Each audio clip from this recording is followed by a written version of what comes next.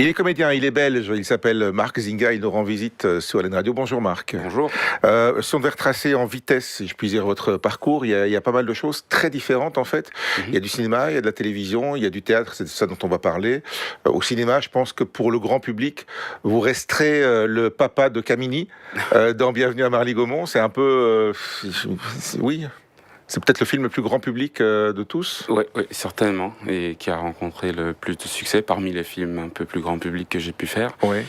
Ça a été une très belle expérience, et c'est vrai que c'est amusant et enrichissant de se diversifier dans les genres, Ouais. et d'avoir fait la rencontre de Camini, de cette famille, et puis d'avoir porté à l'écran l'histoire d'une famille qui a connu d'une certaine manière ce que ma propre famille a connu. Oui, C'était il y a un touchant. lien fatalement parce que vous êtes d'origine congolaise aussi et qu'à un moment donné, votre famille aussi a été déracinée comme la sienne, quoi. Tout à fait. Ouais.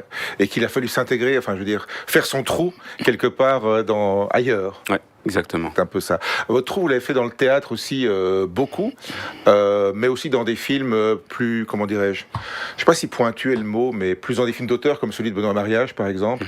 Voilà, il y a un petit peu de tout dans votre carrière. La pièce pour laquelle on vous reçoit aujourd'hui, c'est Dans la solitude des champs de coton. C'est pas une nouvelle pièce, c'est une pièce qui est déjà un peu vécue, mais que vous êtes approprié. Vous êtes deux sur scène, c'est ça? Oui, c'est une pièce qui appartient en quelque sorte au grand répertoire français. Bon, je dis ça avec des guillemets parce que je ne sais pas quel statut est là officiellement en France.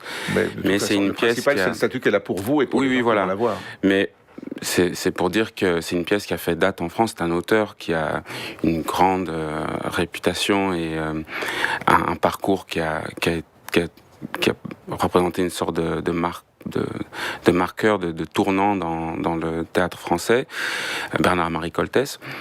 Et c'est vrai qu'elle m'a beaucoup touché à l'époque où je l'avais découverte au conservatoire, parce que c'est une pièce qui existe avant tout par la langue.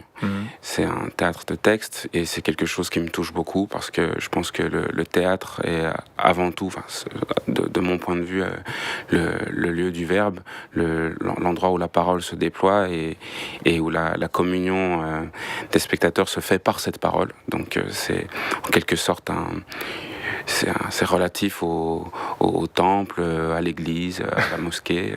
C'est l'endroit de la croyance par le verbe. Ouais. C'est aussi justement le verbe, c'est là-dessus et sur les prestations des deux comédiens en scène que repose toute la pièce finalement. Oui. C'est sur le texte et sur vous et votre. Oui, c'est ça. C'est une sorte de joute, un long échange qui met en scène deux personnes qui se rencontrent, qui semble être a priori un acheteur et un vendeur, et qui s'apprête à procéder à une transaction. Et tandis que le récit se déroule, on se rend compte que ce qui est en question là, c'est le désir. C'est comment combler quelque chose qui nous manque. Et donc ça devient une pièce qui a une portée psychologique, psychanalytique, philosophique. Et donc c'est vrai qu'elle s'adresse autant aux amateurs de texte qu'aux amateurs de psychanalyse, ou en tout cas à quiconque aime s'interroger sur ce qui constitue son moteur de vie, ses envies, ses désirs. C'est une pièce aussi qui repose sur comment dirais-je, sur les clichés qu'on peut avoir pour savoir qui est le vendeur, qui est le dealer, qui est l'acheteur. Oui.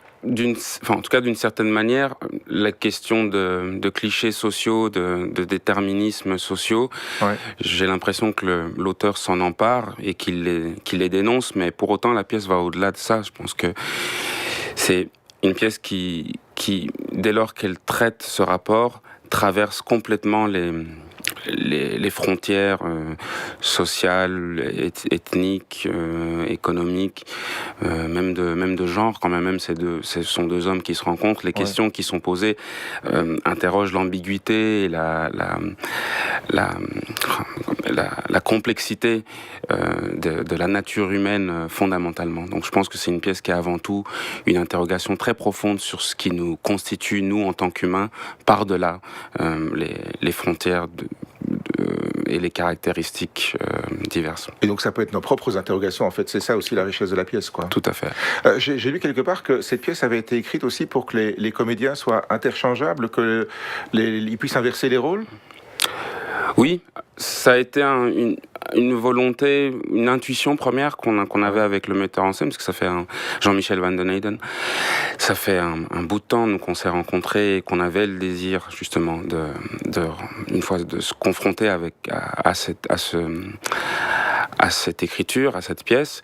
Et l'idée était qu'on puisse potentiellement inverser les rôles, à la fois pour contrer le cliché qui pourrait apparaître. Ouais.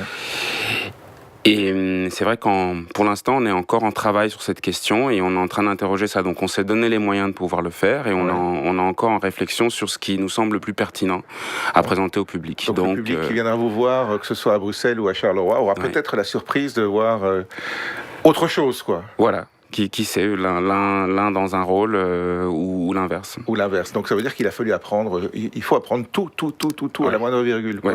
On a appris l'entièreté des deux partitions. Quand c'est justement un théâtre de verbes et de textes, ça fait une somme phénoménale de répliques et de tirades à emmagasiner. C'est une gymnastique ? Oui, c'est vrai. Ça fait aussi partie du plaisir, je pense, d'acteur, de se confronter à ce genre de défi. Ouais. Et puis, je pense que le mot gymnastique que vous employez est assez juste par rapport à notre pratique. Moi, j'ai toujours perçu le travail d'acteur comme étant une combinaison de sport et de musique, en réalité. Surtout l'acteur de théâtre, parce qu'il y a un rapport à l'endurance, à la coordination, qui relève un peu des qualités gymniques. Ouais. Et puis il y a le rapport à la musicalité du récit, la capacité à vraiment produire une émotion, à toucher des notes, à rester en accord. Et donc c'est la musique pour que au-delà des oreilles, ça arrive au cerveau et à l'âme. Exactement, quoi. À l'âme, oui, que ça descende dans les tripes et que ce soit quelque chose d'organique. Ouais. On peut venir vous voir, que ce soit à Bruxelles ou à Charleroi. C'est en octobre, les dates sont un petit peu différentes. C'est une pièce qui a quand même déjà une quarantaine d'années. C'est fou de se dire que il y a des textes comme ça qui restent d'actualité, qui n'ont pas d'âge en fait.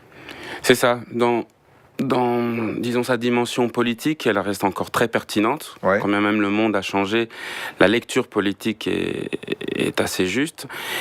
Et puis, il y a, par la qualité de l'écriture, par la puissance poétique, quelque chose d'intemporel qui est produit et qui est propre aux grands textes, aux grands auteurs. Ce sera du 20 septembre au 4 octobre au Rideau à Bruxelles, c'est à XL, et puis du 8 au 11 octobre à l'Éden à Charleroi. Et alors, il y a certaines séances, certaines représentations après lesquelles on peut vous rencontrer, on peut discuter de la pièce, quoi. Oui, tout à fait. On sera disponible pour échanger avec les spectateurs qui le souhaitent. Des questions, des remarques, des réflexions. Oui. Pourquoi est-ce que c'est accessible à partir de 16 ans ? C'est du théâtre enfant non admis ? Disons que les thématiques qui sont charriées sont peut-être probablement plus accessibles à des personnes d'une certaine maturité, ouais. Et que c'est pas vraiment une pièce qui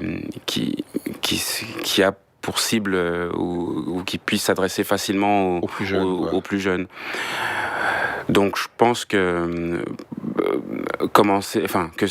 rencontrer cette pièce à partir de l'adolescence, je pense que c'est assez cohérent.